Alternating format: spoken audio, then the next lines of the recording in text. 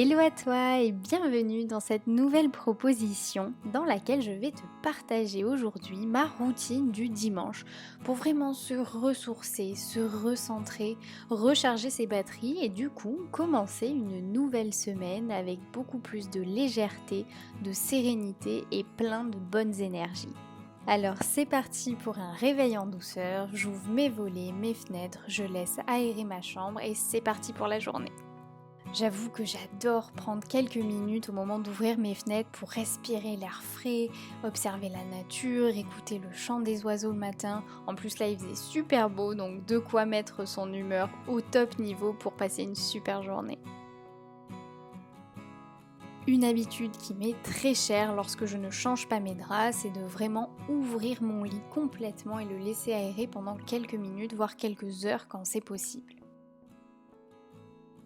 Bien sûr, il est temps d'attraper mon café indispensable le matin et de me mettre à l'extérieur à nouveau quand c'est possible et que la météo me le permet. C'est vraiment quelque chose que je ne rate pas parce que ça permet vraiment de se ressourcer immédiatement.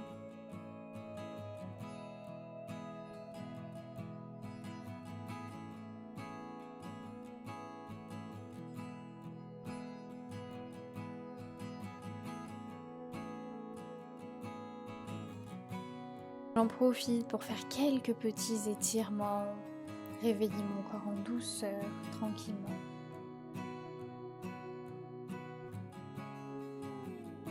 Puis vient une étape indispensable pour moi qui est celle de faire mon ménage. Notre environnement physique, donc le lieu dans lequel tu vis, va vraiment influencer l'intérieur et la façon dont ça se passe dans ta tête. Bon premier pas pour un esprit clair, structuré, apaisé. Personnellement, je sais pas toi et n'hésite pas à me le dire en commentaire, mais vraiment avoir un environnement rangé et net, ça me permet vraiment de me sentir beaucoup mieux, je me sens beaucoup plus productive, beaucoup plus en forme et puis finalement ça m'aide à mettre de l'ordre un peu partout, à la fois dans mon environnement mais aussi dans ma tête.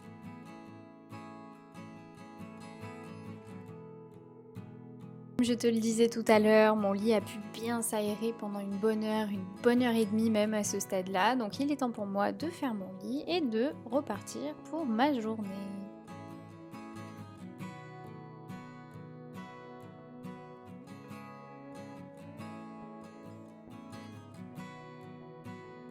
Puis vient le moment d'une douche bien méritée et c'est vraiment le moment où je vais pouvoir aussi prendre un petit peu soin de ma peau, de mon visage.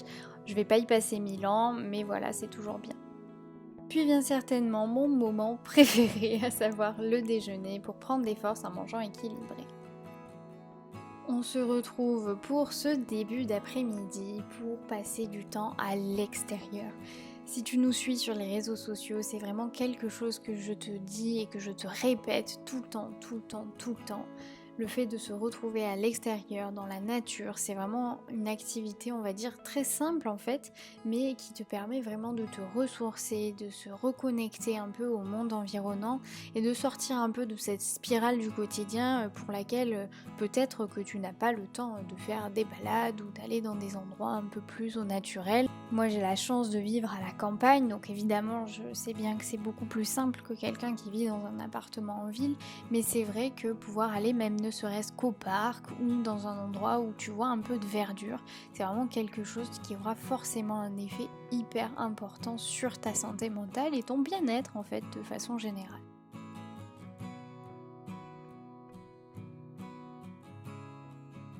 Puis en rentrant de ma petite promenade, c'est souvent le moment pour moi de reprendre un petit peu des choses pendant une petite heure, on va dire, en lien avec le travail, donc que ce soit sur Espace Psycho, que ce soit pour la fac, enfin c'est vraiment un moment où j'essaie de me donner une petite impulsion de motivation, j'essaie de me soulager quelques tâches, éventuellement pour le lendemain.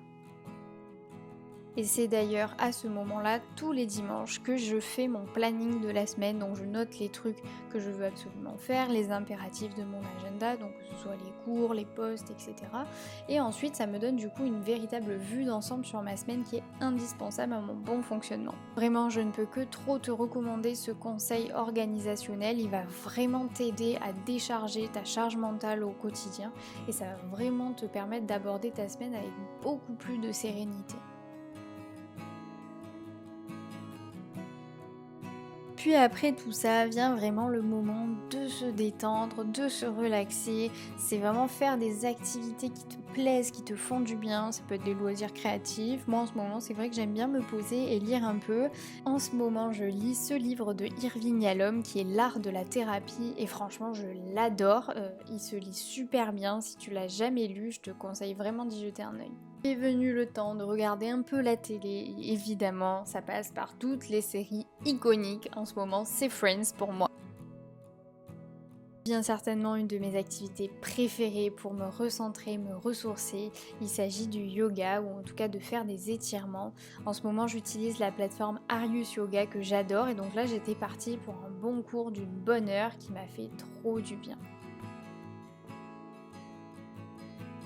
Puis on arrive dans la dernière partie de la journée, celle où vraiment moi je mets le focus sur mon bien-être. Donc là c'est vraiment une petite routine cocooning sur laquelle je vais pas m'étendre, mais si ça t'intéresse, je veux bien t'en faire une autre vidéo, n'hésite pas à me le dire dans les commentaires. Donc souvent je diminue la lumière, bon maintenant il fait jour un peu tard mais c'est pas grave. Et c'est vraiment le moment pour moi de me détendre, de prendre soin de mon corps en particulier. Donc là par exemple j'ai utilisé des soins, j'avoue que je fais pas autant de trucs toutes les semaines mais là c'était vraiment un moment où ma peau était faisait un peu des siennes. Donc j'en ai profité pour faire 2 petits masques, enfin un gommage, un masque pour le visage et une crème pour le corps. Et après un petit dîner léger, vient le temps pour moi de faire du journaling. Donc c'est vraiment une activité, clairement c'est juste écrire dans un journal, hein, mais tu peux écrire absolument ce que tu veux, ce que tu as envie. Personnellement c'est une activité que j'aime beaucoup, ça me permet de poser mes pensées à plat, vraiment de pouvoir prendre du recul plus facilement sur les choses. D'ailleurs c'est une activité qui peut être très intéressante si tu fais un travail introspectif. Vraiment aucune pression sur quoi écrire ni sur le fait de le faire tous les jours. Bien sûr que c'est mieux parce que ça te permettra de créer une forme de discipline qui pourra t'aider pour d'autres choses dans ton quotidien. Mais concrètement tu peux écrire par exemple juste comment tu te sens en ce moment, à ce moment précis, comment s'est passée ta journée, peut-être tu peux écrire quelques faits qui t'ont fait plaisir aujourd'hui. Enfin voilà, juste ce qui te passe par la tête concrètement, c'est vraiment l'idée, c'est de l'écriture spontanée et qui te fait plaisir avant toute chose.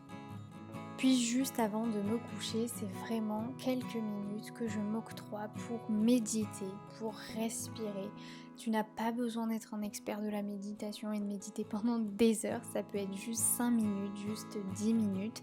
Moi j'essaye d'avoir une pratique assez régulière, donc j'essaie de me challenger un peu, mais du coup c'est vraiment un moment pour se recentrer sur soi et qui en plus conditionne ton corps à aller dormir.